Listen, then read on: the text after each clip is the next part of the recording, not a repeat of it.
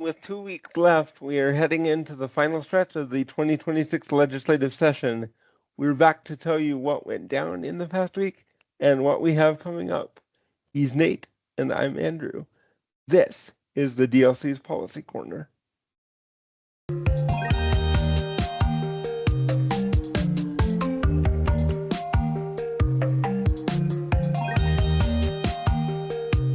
First up, as usual, we have the ongoing budget discussions. Executive Appropriations met this week to hear the reports from all the subcommittees, and they'll be working on the final budget.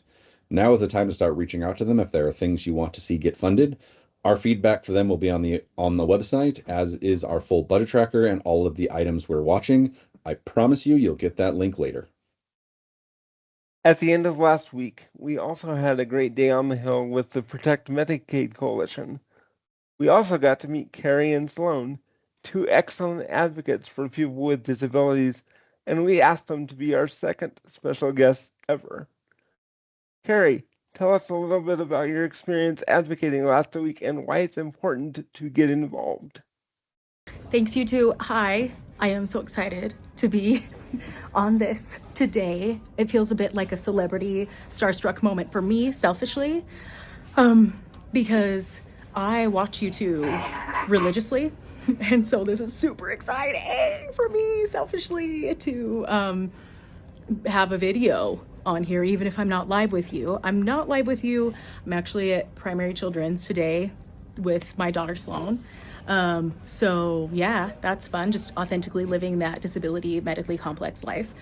With that said, it was really cool joining all of you for the Protect Medicaid Coalition Day and event.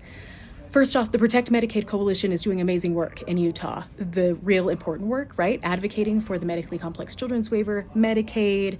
My daughter, Sloan, is on the medically complex children's waiver, so that's why I kind of call that out.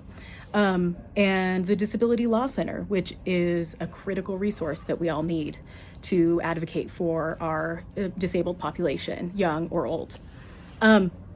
With that said, the day in and of itself was super cool. We met so many great legislators doing amazing work on the Hill.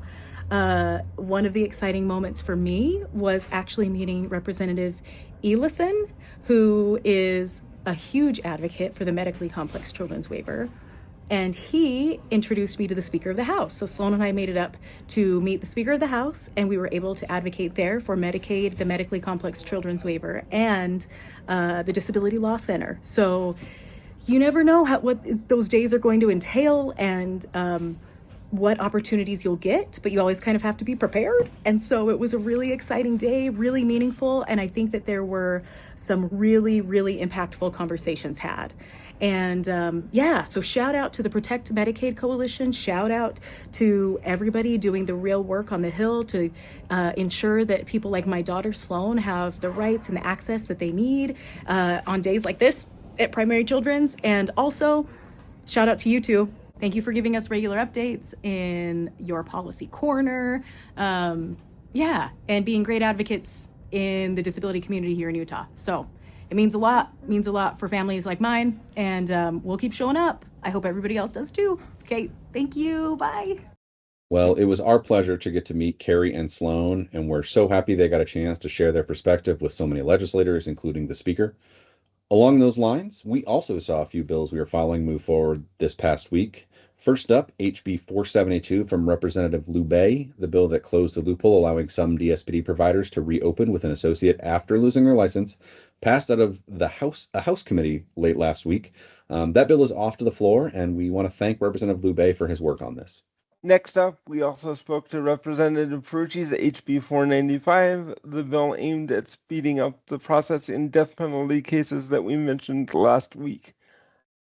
In part by limiting when a defendant can raise the issue of intellectual disability and how it is determined. While we had some good conversations around the bill, and a substitute extended some of the timelines for determining whether a person has an intellectual disability, we still have concerns that the bill runs afoul of the Supreme Court precedent that prohibits the execution of those with intellectual disabilities. Unfortunately, the bill passed out of committee and is also on the House floor.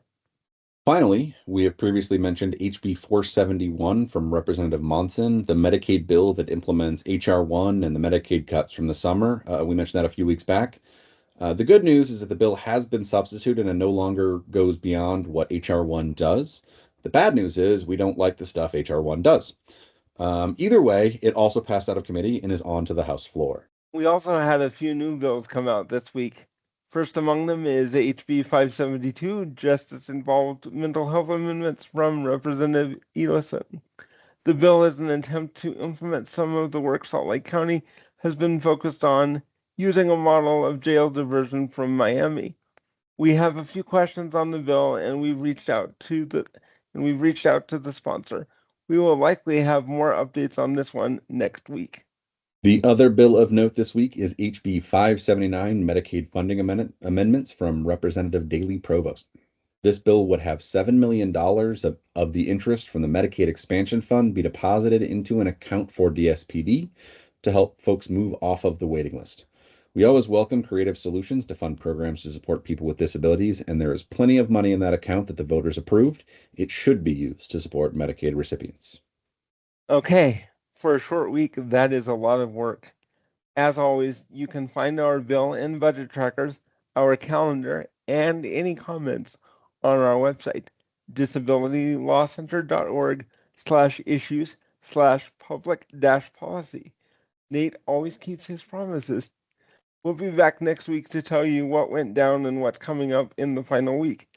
Thanks to Kari and Sloan for sharing their story, and thank you for watching.